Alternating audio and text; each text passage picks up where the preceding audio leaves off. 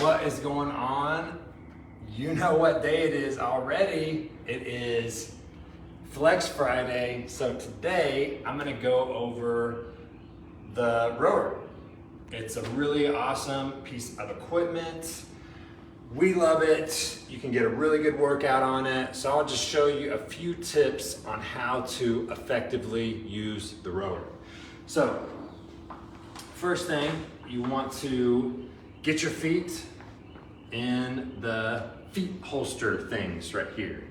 So pulling on this part here tightens it, pushing out here loosens it. So I'm gonna slip both of my feet in there. Also, can you go over why it's important to row? So rowing is just a good total body cardiovascular movement. You can push yourself really hard. You can go light on it. It's low impact. It works the whole body. It's good on the knees. So Yes, if your easy knees are on the hurting. knees, it works pretty much everything. So it's a really good movement to have in your arsenal of movements. And then you can use a rower to warm up your entire body for Definitely. any workout For or a cool warm down. up, cool down. You can do it in between sets of exercises. That's one of the things I like to do. If I have two different exercise movements, I'll do a movement, then I'll do cardio / active recovery as rest in between my next movement. And I'll get into that in a little bit about finding a base pace and then pushing it a little bit. So once I have my feet secured in there, the way that we row is it's legs, body, arms, arms, body, legs. So again, legs, body, arms, arms, body, legs. If we don't do it that way, then we can end up having some really weird stuff going on. So when we go legs, body, arms. And when he says arms, legs, that body, means he's going to legs. extend and straighten the legs, keeping the arms straight, and then pulling the arms to the sternum. Legs, body, arms, arms, body, legs. Can we do one more demo again?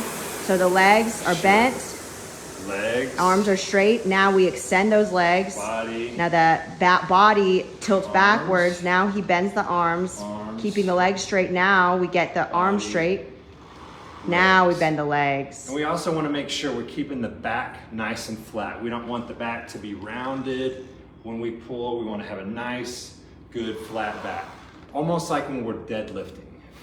So deadlifting or squatting, nice flat back. So legs, body, arms, arms, body, legs. And then we can just slowly speed that up.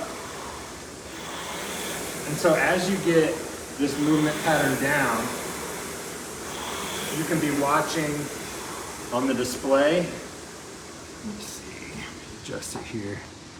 You can, so, there we go, that's a good one.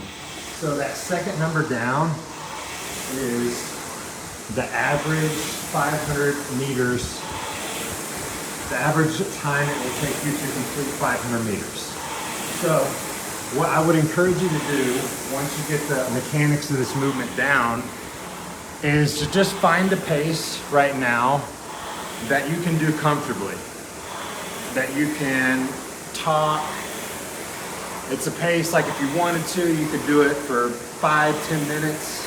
While having a conversation. Right, conversational pace. So, and then once you find that, you want to take record of it. Let's say I found my base pace to be 2 minutes and 30 seconds.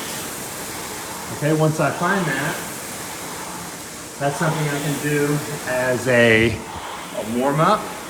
So I could take about 5 minutes to do this before I start my workout as a warm up, or I could do this at the end as kind of a cool down. Now, if I wanted to get a workout out of this, let's say I find my base pace, the example being 2.5 minutes. I'm also looking at my stroke rate, which is the number in the top right-hand corner of how many strokes per minute I'm doing. And then let's say I wanted to incorporate some HIIT training into this. What I could do is once the clock gets to a month time, let's say when it gets to 2 minutes and 50 seconds, I'm gonna amp it up for 10 Talk seconds. talk for a second, so that way you can hear, that they can hear you better. So yeah, what I was saying is Too loud. that I will find a pace, I'll find a time on the clock, and I'll push myself for about 10 seconds. So I'll increase the intensity.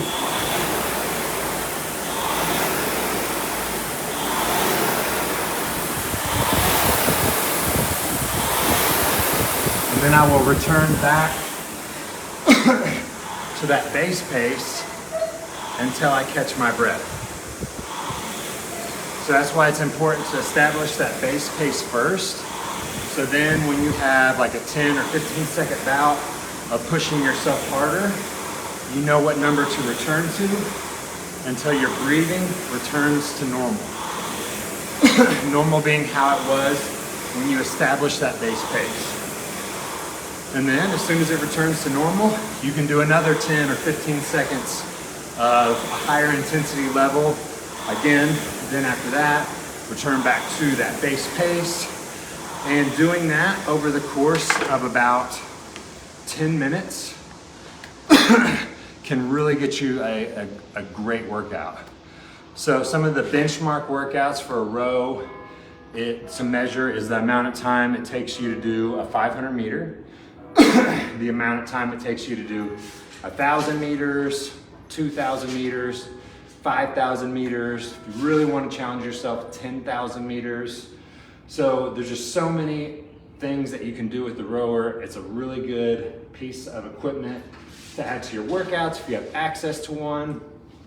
So if you have any questions about the rower or anything like that, or again, just any other videos, workout things you want to see, drop in the comments below so we'll know what you guys want so we can make videos about it and help making your experience amazing to help you step up and step into the best version of yourself.